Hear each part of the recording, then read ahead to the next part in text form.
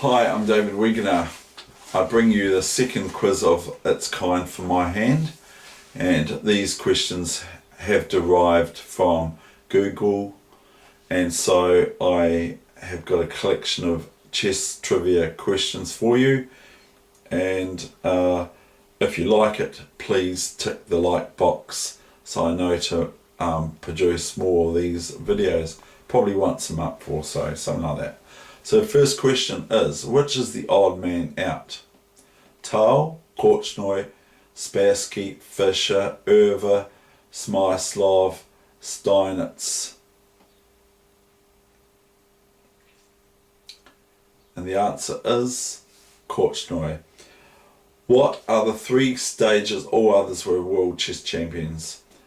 What are the three stages of chess called? They are called the opening, the middle game, and the end game. Next question. What is very important to have in the middle game? And I'm not talking about an attack or the initiative or whatever, or a queen, or lots of time. What is very important to have in the middle game, and I fail this quite a lot.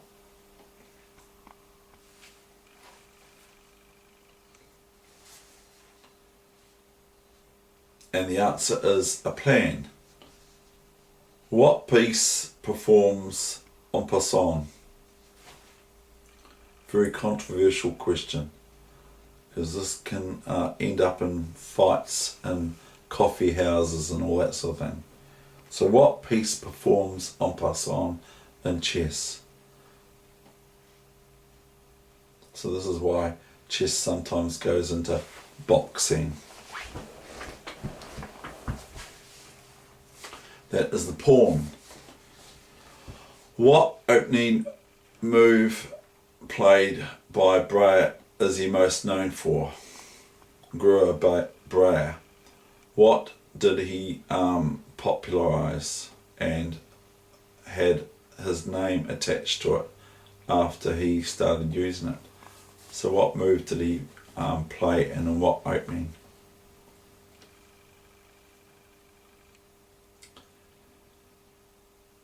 That was the Breyer system, and it was move 9 for black, knight b8 in the Spanish, from knight c6 back to its home square, knight b8, and he popularised that system.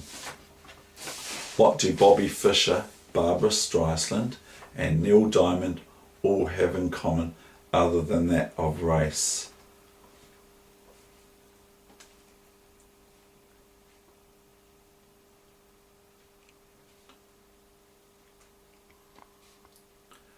They all went to the same school, even though we might think Bobby Fischer can maybe sing as well as Barbara can, or Neil Diamond, or maybe those two could play chess just like Bobby, but they had the same school in common at New York.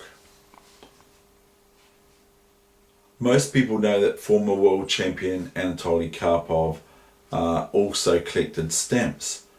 What else did he collect as well? What was another hobby collection of his? And the answer is badges. Emanuel Lasker, world chess champion from 1894 to 1921, also bred pigeons to enter a poultry show, as it was called back then. Why was Dr. Emanuel Lasker unsuccessful at this task? Remembering he's a doctor. So why was he unsuccessful? All the pigeons at the time were that of being male. Who, after losing a game of chess, jumped up on the table and yelled out, Why must I lose to this idiot? He obviously said that louder than this.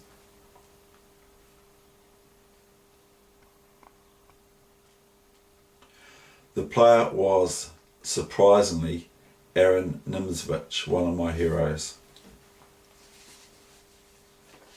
What is the name given to move 1 for white, knight f3? What's the name of the opening?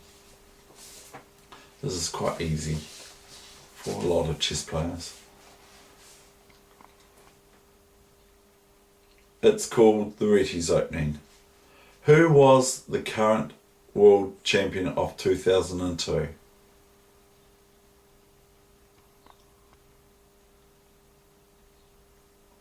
The answer is Vladimir Kramnik. Fischer, for the next question, Fischer Bobby won how many USA championships?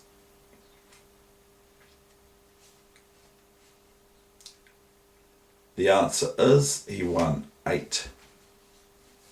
That's quite amazing, really. How many losses in the time of those tournaments? I think it's also all of the tournaments that he played in for the USA Championships. Did he incur? So how many games did he lose? The answer is 3 losses. That's amazing again. Did you know the longest game theoretically possible is 5,949 moves? I'm not sure if that's double that for white and black, but it's 5,949 moves. When was the first chessboard alternating colour, dark and light colours produced? And the answer is Europe in 1090. Now some more information. There are 318 billion different possibilities in chess after 4 moves are played by white and black. And by the way, I haven't exhausted that number as of yet. I haven't even probably got to 1 billion. All my games are the same. Pawns were allowed to move 2 squares instead of 1 square at their inaugural move. From when? So when did that initiate? And that was Spain, 1280. The first chess game between space and the Galaxians, or so, the galactic forces, and Earth was when? And the answer is June 9, 1970. And the Soyuz crew, I believe, were the ones out in space, the Martians. And the result was the same as the longest game from Nikolic and his opponent, which was 290 moves. The result was a draw for this game between the Earth and the Martians. Now Kirk and Spock is the next question, and even my mother knows who Kirk and Spock are. Now Spock's known as the logical one, very logical captain, it's logical captain, have played 3 games of chess on their major program, Star Trek of course. What was the result between the pair? What was the score out of these 3 games? So TV Star Trek fans will know the answer to this. It is 3 wins to Kirk, which is a bit illogical really, isn't it? But he is the hero, so even though Spock or so is probably my hero, or one of them.